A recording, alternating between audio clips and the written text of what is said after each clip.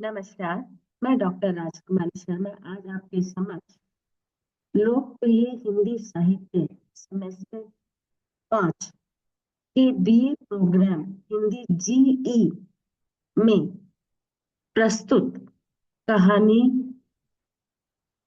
गुप्त कथा लेकर उपस्थित हुई हूँ, जिसके लेखक गोपाल राम केहमेरी है, जिन्होंने अपनी कहानी में अनेक बिंदुओं पर प्रकाश डाला है। जैसा कि हम जानते हैं कि गुप्त कथा कहानी एक जासूसी कहानी है, जिसमें हम देखते हैं अनगिनत ऐसे रहस्य छिपे हुए हैं, जिसे पढ़कर व्यक्ति बिल्कुल अचंभित होता हुआ दिखाई देता है और वह पूरी कहानी में एक तरह से रमा हुआ दिखाई देता है। कहानी का आरंभ, प्रारंभ और हम देखते हैं कि समापन में जब हम पहुंचते हैं तो चेहरे के जो हाव भाव हैं, यह रहस्य की जो छटा है, वह लेखक ने जो दिखाई है देखते ही बनती है। कहानी में हर एक पात्र अपना महत्वपूर्ण किरदार निभाते हुए दिखाई देता है और उसमें पात्र की जो अभिव्यक्ति है वह अलग अलग रूप में एक तरह से प्रस्तुत होते हुए दिखाई देती है। कहानी में हम देखते हैं कि जो पात्र है वह अपने अनुसार एक तरह से जीवन जीते हुए दिखाई देते हैं, पर लेखक उन्हें अलग अलग गतिविधियों में एक तरह से बांटते हुए दिखाई देता है। कहानी में हम देखते हैं कि आरंभ किस प्रकार से होता है। इस कहानी के मुख्य पात्र है चिराग अली, उसका बेटा हैदर और हैदर का दोस्त जासूस और चिराग अली का मित्र इब्राहिम। चार पात्रों के अंतर्गत पूरी कहानी को एक तरह से समेटने का प्रयास लेखक ने किया है और बखूबी किया। कहानी को 6 झांकियों के अंतर्गत एक तरह से बांटा गया। हर एक झांकी में लेखक ने अलग अलग तरह से उसकी व्यंजना अभिव्यंजना की है, जिसके माध्यम से लेखक पूरी कहानी में एक तरह से रोमांच, मनोरंजन और रहस्य का पुट एक तरह से प्रस्तुत करता है। पहली झांकी में हम देखते हैं कि चिराग अली की एक तरह से प्रवृत्ति को दिखाया, यानी कि व्यवहार को दिखाया। वह कितना लोगों के प्रति समर्पित है, गरीबों के प्रति उसका रवैया बेहद ही करुणामय। उसके दरवाजे से कोई भी जो गरीब है वह खाली हाथ नहीं लौटता।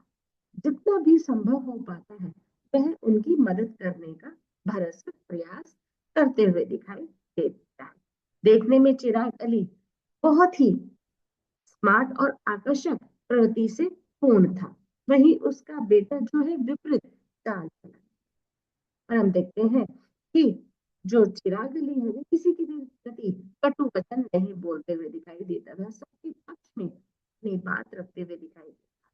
तो समाज और एक तरह से बिरादरी में उसकी एक महत्ता थी, एक उसका रवैया जो था वो बेहद ही नाजुक और एक तरह से लोगों के प्रति आकर्षित करने वाला था। वह ना तो दान दक्षिणा में एक तरह से पूर्ण रूप से विश्वास रखता था, वही उसका बेटा इन सबसे बिल्कुल ही विपरीत दिखाई देता था। वह व्यवहार भी उसका उतना अच्छा नहीं था, ना ही वह किसी तरह की कोई दान दक्षिणा देता था। वह किसी के भी प्रति विश्वास नहीं रखता था और ना ही किसी के प्रति कोई भी करुणा का भाव। पर लोगों का विश्वास था कि वह कभी भी अपने पिता के पद चिन्हों पर चलने का प्रयास करेगा, तो वह उनके प्रति हो जाएगा। क्योंकि हम रहते हैं, हम देखते हैं जब परिवार को हम देखते हैं या उनसे छुट्टे हैं तो कहीं ना कहीं आंकलन लगाते हुए दिखाई देते हैं कि कहीं ना कहीं बाप ऐसा है तो बेटा भी ऐसा होगा। ऐसे इस तरह के विश्वास को यहाँ पर लेखक ने एक तरह से। दूसरी झांकी में हम देखते हैं कि किस तरह से वह चीजों के प्रति एक तरह से आकर्षित होते हुए दिखाई देता है और वह किस तरह से अपनी बात को भी चिराग अली रखते हुए दिखाई जहाँ पहली इकाई में हमने देखा कि वह पूरे समाज के प्रति एक बहुत ही उच्च श्रेणी का व्यक्ति था, जिसके पास लोग अपनी समस्या, मामला या किसी भी तरह के कोई भी समस्या का निपटारा करने के लिए जाते थे। वहीं दूसरी इकाई में देखते हैं कि किस तरह से जो चिराग अली है, ये काफी बीमार एक तरह से पड़ जाते हैं और उनके बचने की संभावना एक तरह से कम ही दिखाई देती है। इसमें हैदर अपने मित्र जासूस के पास जाकर उन्हें एक तरह से पीड़ा, आत्मवेदना को बताता है कि किस तरह से उनके पिता चिराग अली के पास उनका बहुत ही पुराना दोस्त इब्राहिम नाम का व्यक्ति आता है, जो कि बंबई के किसी गांव से है और देखते ही देखते उनके पूरे व्यापार पर एक तरह से कब्जा जमा लेता है, शिकंजा जमा लेता है। हैदर को यह सब एक तरह से ठीक नहीं लगते हुए दिखाई देता। वह मन ही मन सोचता है कि पिता चिराग अली इस इब्राहिम के आगे इतने दबते क्यों है, इनका कहना क्यों मानते हैं। उसके पीछे का जो कारण है वह समझने में असमर्थ रहता है और इब्राहिम पूरे परिवार को एक तरह से अपने घुटने पर रखते हुए दिखाई देता है। हैदर को वह एक नौकर की तरह ही उसका ट्रीट करते हुए दिखाई देता है, जिससे हैदर को बहुत ही पीड़ा होती है और वह अपने पिता से कई बार इस बारे में बात करता है, पर पिता उसकी किसी बात को एक तरह से महत्व नहीं देता है।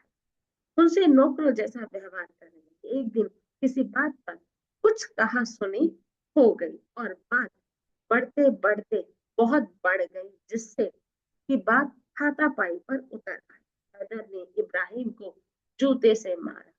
यह बात पिता तक पहुंची तो पिता आग बबूला हुए और हैदर को समझाने का प्रयास किया। हैदर ने अपनी सफाई में बात की तो उसे एक तरह से डांट दिया गया और इब्राहिम से माफी मांगने को कहा, पर हैदर ने अपनी बात रखते हुए माफी न मांगने का एक तरह से प्रस्ताव रखा और उन पर अनेक प्रकार से तंज कसे।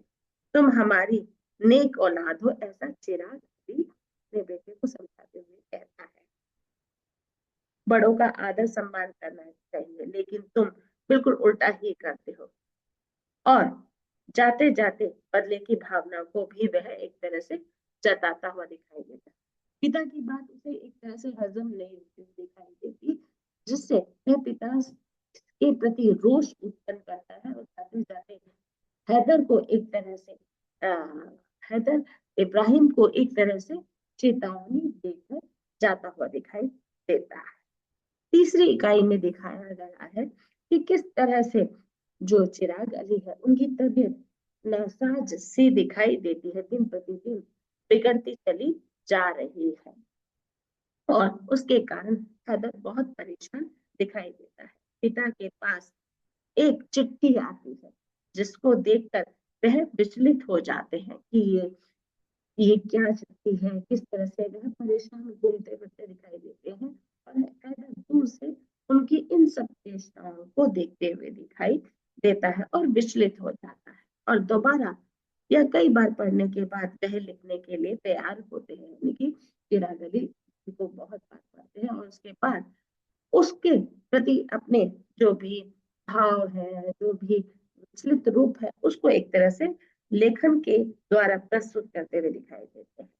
पिताजी अक्सर नौकरों से पत्र लिखवाते हैं, यानी कि खुद पत्र उन्होंने कभी भी नहीं लिखा, क्योंकि एक संपन्न परिवार से वह इस कहानी के माध्यम से दिखाते हैं और अपने आप को समर्पित करते हुए बताते हैं। तो उन्होंने कभी भी पत्र नहीं लिखा, पर अब वह पत्र लिख रहे हैं, तो ये भी एक अचंभित होने का कारण यहाँ पर बताया गया है। लेकिन आज वह खुद पत्र लिख रहे हैं। हैदर देखकर विचलित हो जाता है। अगले दिन पिता को तेज ज्वर आ गया और वह देखकर हैदर बहुत ज्यादा परेशान हो जाता है और अनेक प्रकार के विचार मन में उमड़ने घुमड़ने लगते हैं। पिता की देखभाल के लिए डॉक्टरों और वैदों को एक तरह से वह ले आता है और पिता की जी हजूरी में भी लग जाता है। वैद पिता की बीमारी को जांच तो लेते हैं और उन्हें बताते हैं कि किस तरह से उनका रोग एक तरह से बढ़ गया है और आप उन्हें अंतिम बार देख ले, इस तरह की चेतावनी भी देते हुए दिखाई देते हैं। चौथी इकाई में दिखाया गया है कि किस तरह से हैदर ने जासूस को एक चिट्ठी यानी कि अपने मित्र को एक चिट्ठी देता है और बताता है कि किस तरह से तुम्हारे पिता ने किसी काम को करने के लिए कहा था जो अब तक नहीं हुआ है। यह वही बता पाएगा, तभी संभव हो पाएगा। यानी कि चिट्ठी के द्वारा वह किसी को संबोधित करता है कि ये काम हो जाना चाहिए, पर काम नहीं हुआ है या हुआ है उसके बारे में वहां पर कोई भी एक तरह से विस्तृत रूप में नहीं लिखा हुआ था, जिसके कारण वह असमंजस्य में पड़ता हुआ दिखाई देता है। जासूस का ऐसा मानना था कि तुम्हारे पिता ने मरने से पहले अपनी वसीयत लिखी होगी और वही उस पत्र में लिखा होगा। हम देखते हैं कि जीवन में हम अनेक प्रकार के अनुभव लगाते हुए दिखाई देते हैं, क्योंकि व्यक्ति अंतिम अवस्था में होता है तो वह कहीं ना कहीं जो भी उसके पास शेष चाहे धन के रूप में है या जमीन के रूप में है, वह अपने परिजनों को देकर जाने का प्रावधान रखता है और उसके आधार पर वसीयत करवाता है। तो कहीं ना कहीं जासूस के मन में ये भावना उत्पन्न हुई कि तुम्हारे पिता ने चिट्ठी में कहीं ना कहीं ये लिखा होगा। पांचवी झांकी के रूप में जब दिखाया गया है कि चिराग अली की मृत्यु हो जाती है और वह एक तरह से अपने अंतिम दिनों में की जो बातें हैं वो जहन में आती हुई दिखाई देती है और उसके आधार पर वह कुम्हारीपुरी में गया। संस्कार आदि होने के बाद हैदर ने जैसे तैसे वह कागज ढूंढ लिया और पढ़ने की इच्छा हुई, पर हैदर के बिना पढ़ने का मन नहीं हुआ। यानी कि वह किसी ना किसी तरह से एक तरह से झांकी के अंतर्गत दिखाया गया है कि किस तरह से उसको पत्र मिल जाता है, पर वह पत्र ऐसा चाहता है कि वह हैदर के सामने पढ़े, पर हैदर उस समय पे संस्कार या अंतिम संस्कार कर रहा था, जिसके कारण वह उसे उस रूप में एक तरह से परेशान नहीं करना चाहता और उसके लिए वह नित्य रूप से चिंतित दिखाई देता। छठी झांकी में देख चिराग अली का नाम असल में अली भाई था। बंबई के मदनपुर गांव में जन्म स्थान था। गुप्त बातों को कहने जा रहा हूँ, मेरा चरित्र अच्छा नहीं, ऐसा अली भाई चिट्ठी में लिख रहा है। मेरा चाल चलन अमीरों सा था।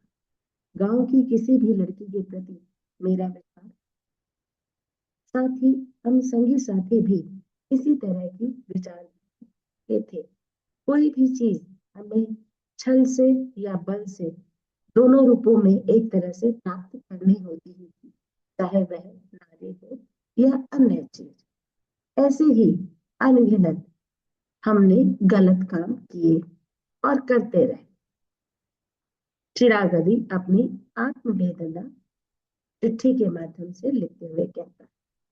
चिराग अली के अन्य भाई या दोस्त जब भी किसी सुंदरी स्त्री को देखते उसे हथियाने की एक तरह से कवायद करते हुए दिखाई देते और उस स्त्री के साथ जब तक उनका मन नहीं भर जाता, वह उसके साथ एक तरह से दुष्कर्म करते हुए ही रहते दिखाई देते और वह उनसे परे नहीं जाते। कई बार तोड़ने की स्थिति आती और वह किसी दूसरी स्त्री के पीछे लग जाता, पर चिराग अली उसी विधवा सुंदरी स्त्री के साथ रहकर न एक तरह से जीवन व्यक्त कर रहा, उसी के लिए ही वह रात खपता हुआ दिखाई देता।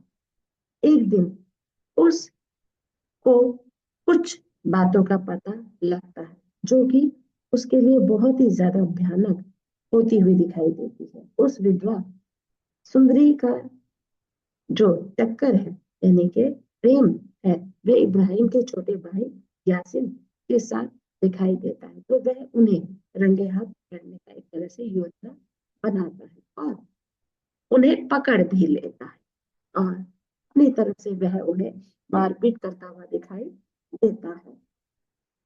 उसके बाद वह लगातार एक तरह से उनके आसपास घूमता है और कई बार उसे जान से मारने की भी कोशिश करता है। ऐसी अफवाह सारी जगह में फैल जाती है और एक तरह से अली भाई को पुलिस पकड़कर ले जाती है। पुलिस जब पकड़कर ले जाती है तो वह वहां से भागने का एक तरह से प्लान बनाता है और उस प्लान में वह काफी सफल भी हो जाता है और भागते भागते वह किसी गांव में छिप जाता है। वहां जैसे तैसे भीख मांगकर अपना पेट भरता है। धर्मशाला में अपनी रातें बिता भीख मांगकर उसने 25 रुपए एक तरह से जमा किए और वहां से निकलकर कलकत्ता आ गया। दाल चावल एवं नए बर्तन एक तरह से उसने खरीदे उन 25 रुपए में। 25 रुपए खर्च हो गए तो जैसे तैसे ईश्वर की कृपा से उसे काम मिला और उसने एक बोट पर काम करना शुरू किया और बोट पर उसकी मदद एक बूढ़े आदमी ने की और बूढ़े आदमी ने उसकी मदद जैसे ठेके पर काम के आदमी रखे जाते हैं तो उस दिन कोई एक व्यक्ति वहां पर नहीं आया था तो उसके बिहाफ पर उसको एक तरह से काम दे दिया गया और उसने अपना काम एक तरह से बहुत ईमानदारी से किया। उसने 5 वर्ष तक एक तरह से काम किया और धीरे धीरे बूढ़े आदमी ने उसकी तनख्वाह एक तरह से 20 रुपए कर दी। धीरे धीरे वह अलग अलग प्रकार से उस बूढ़े आदमी के काम करता और उसकी तनख्वाह दिन प्रतिदिन बढ़ती चली जाती है। उनके 50 रुपए तक कर दी। बूढ़ा आदमी अल्लाह को प्यारा हो गया और काम भी बंद हो गया। उस 50 रुपए से चिराग अली ने एक बोट खरीदी और उसे भाड़े पर देकर चला एक तरह से अपना काम चालू किया और उस काम में दिन रात चौगने उसको एक तरह से लाभ प्राप्त हुआ और उसके बाद उसने उन पैसों से 10 बोट और खरीद ली। तो ऐसा चिराग अली का नाम कलकत्ते में नामी लोगों के नाम में लिया जाने लगा। विवाह कर उसने एक तरह से दूसरी स्त्री से विवाह कर लिया जिससे हैदर का जन्म हुआ। कलकत्ते में आकर उसने अपना नाम एक तरह से बदल लिया। अली भाई की जगह उसने चिराग अली अपना नाम रख लिया। किसी को नहीं पता चला कि वह जेल में हथकड़ी तोड़कर भागा हुआ मुजरिम था। कुछ समय बाद मैंने अपने पिता को अपने जीवित होने की एक तरह से सूचना पत्र के माध्यम से दी। यानी कि चिराग अली ने मदनपुर मुंबई गांव में अपने पिता को सूचित किया कि मैं जीवित हूँ। बाद में वह पत्र की जगह पैसे भेजने लगा और पैसे भेजने के बाद वहां पर पिता को किसी भी तरह की कोई समस्या नहीं हुई और वह खुशी से अपना जीवन यापन करने लगे। इसी बीच इब्राहिम भाई आ धमके और तुमने उनसे एक तरह से कहा सुनी होगी, तुम उनसे उलझ गए थे जिसके कारण सारा बना बनाया खेल बिगड़ गया और बंबई में जाकर हैदर भाई ने पुलिस को एक तरह से सूचित कर दिया कि जिस अली भाई को तुम ढूंढ रहे हो वो चिराग अली नाम से कलकत्ते में बैठा हुआ है। और जैसे तैसे पुलिस कलकत्ते पहुंचती है और पहुंचने के बाद देखती है कि जो चिराग अली है वह अब इस दुनिया में नहीं रहा। इसी गुप्त भेद को मैंने सबसे छुपाया। मेरी तरह कोई गलत काम मत कर। वह जाते जाते हैदर को समझाते हुए एक तरह से प्रतीत होता है कि मेरी तरह तुम गलत कार्य मत करना। सबल सरस और मधुर रूप में अपना जीवन यापन करना। जासूस चिट्ठी को पढ़कर कानों के हाथ लगाकर क्या गजब का आदमी था। पुलिस चिराग अली के दरवाजे पर आ धमकी करने की खबर पाकर वह दोबारा से एक तरह से लौट जाती है। तो पूरी कहानी में दिखाया गया कि 6 झांकियों के अंतर्गत किस तरह से उसने अपने जीवन में जिस भी तरह के दुष्कर्म किए, पर समाज में उसने अपना अच्छा चरित्र भी एक तरह से बनाया और लोगों के काम भी आया। पर हम देखते हैं कि हमारा जो बीता हुआ कल है, कई बार वर्तमान में एक तरह से भारी पड़ते हुए दिखाई देता है और इन रहस्यों से उनका जीवन एक तरह से घटते हुए दिखाई देता है। तो पूरी की पूरी कहानी में दिखाया गया है कि किस तरह से व्यक्ति का जो रहस्य है और जब वह अन्य लोगों को पता लगता है तो उनकी आंखें भी फटी की फटी रह जाती है। कहानी के माध्यम से हमें पूरे कहानी में जो चरित्र है, जो व्यवहार है, उसका भी पता चला। साथ में स्थिति परिस्थितियां जब बदलती हैं तो व्यक्ति का व्यक्तित्व भी बदलता हुआ दिखाई देता है। धन्यवाद।